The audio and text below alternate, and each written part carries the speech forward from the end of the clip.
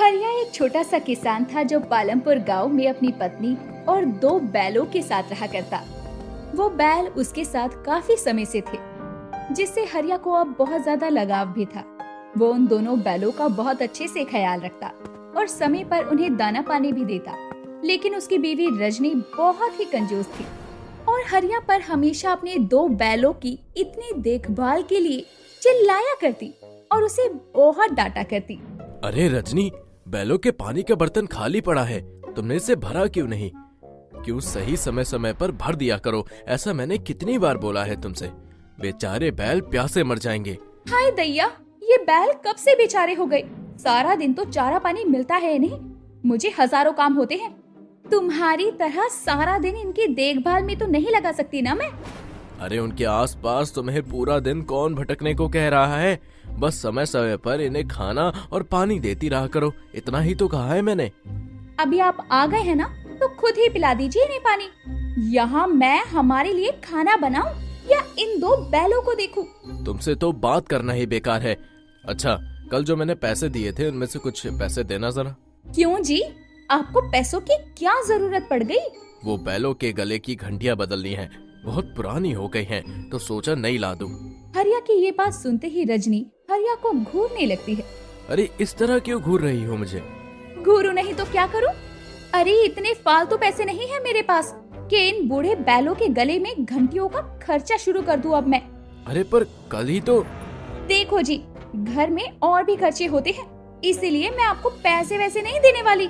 कह दिया सो कह दिया। रजनी बहुत ही कंजूस मिजाज की महिला थी, इसीलिए वो हरिया को पैसे नहीं देती। साथ ही वो बैलों के चारे पानी के खर्चे से भी अब बहुत परेशान थी। बात एक रोज की है, जब रजनी हरिया के लिए दोपहर का खाना लेकर खेत पर जाती है तो देखती है कि बैले खेतों के बीचों बीच ही बैठे हैं। हरिया उन्हें खेत जोतने के लिए उठाने की कोशिश कर रहा था। हाय राम, दोपहर हो गई, अभी तक थोड़ा भी काम नहीं हुआ। कैसे काम चोरी कर रहे हैं आप?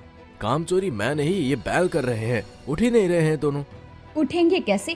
बूढ़े हो गए हैं दोनों, मैं तो तंग ही आ चुकी हूँ इनसे। रजनी बोल रही थी कि तभी गांव के एक बड़े सेठ की पत्नी वहाँ से गुजरती है और वहाँ आती है तो दोनों पति पत्नी उसे देखकर मुस्कुराने लगते हैं। राम राम सेठानी जी, आज हमारे खेतों की तरफ कैसे आना हुआ?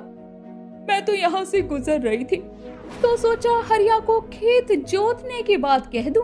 हाँ हाँ सेठानी जी, कल मैं बैलों को ले आऊंगा खेत जोतने के लिए।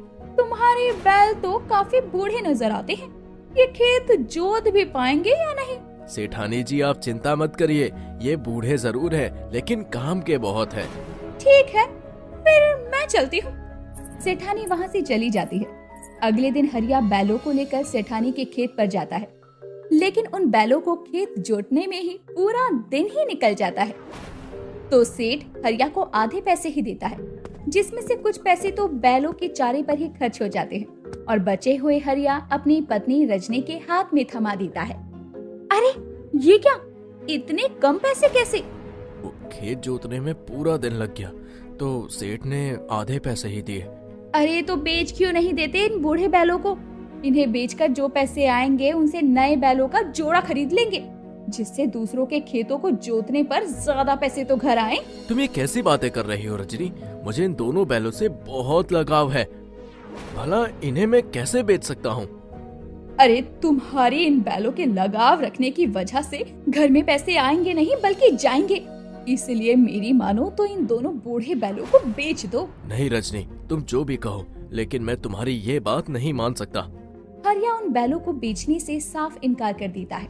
समय बीतता है, हरिया के छोटे से खेत में इस बार कुछ फसल नहीं होती और कोई भी उसे अपने खेत जोतने का काम भी नहीं देता, जिसके कारण अब उसके घर में पैसों की तंगी होने लगती है। धीरे धीरे ये नौबत भी आ जाती है कि ना बैलों के चारे के लिए पैसे थे और ना ही घर के खाने के लिए कुछ अनाज था, जिसके चलते दोनों पति पत्नी रात के समय भूखे ही सो जाते हैं। अगली सुबह जब हरिया अपने बैलों को साफ कर रहा होता है, तभी रजनी वहाँ गुस्से में आती है। अरे अब और कितने बुरे दिन देखने पड़ेंगे ये बताओ तुम? कल रात भूखे पेट सोए हैं हम दोनों, अब क्या भूख से मरते देखना चाहते हो मुझे? रजनी ये कैसी बातें कर रही हो तुम? भला तुम्हारे सिवा मेरा इस दुनिया में है ही कौन? हाँ तो तुम्हें मेरी कसम है, बेच आओ इन बैलों को। हरिया रजनी की कसम के आगे मजबूर हो जाता है और दोनों बैलों को बेचने के लिए बाजार की ओर चल पड़ता है। उसका मन बहुत दुखी था। कुछ ही देर में वो गांव के मंदिर के आगे से गुजरता है। तभी एक सांप आकर बैल को काट लेता है तो दूसरा बैल सांप से बचते हुए दूर भाग जाता है और जिसे सांप ने काटा था वो मर जाता है। अपनी आंखों के सामने ये सब देखकर हरिया के आंसू बहने लगते हैं और वो जोर जोर से रोने लगता है। हे भगवान, ये क्या हो गया? मैं क्यों बेचने आया इन्हें? अब मैं क्या करूंगा? सब मेरी गलती है। भगवान, ये क्या हो गया? हरिया खूब बिलक बिलक कर रोता हुआ भगवान को पुकारता है। तभी वहाँ एक रोशनी प्रकट होती है और भगवान भोलेनाथ वहाँ प्रकट होते हैं, जिन्हें देखकर हरिया हैरान रह जाता है। भोलेनाथ? हरिया, शांत हो जाओ। तुमने मुझे दिल से याद किया है। तुम्हारे दुख को हरने के लिए मैं तुम्हें क्या वरदान दे सकता हूँ, मांगो।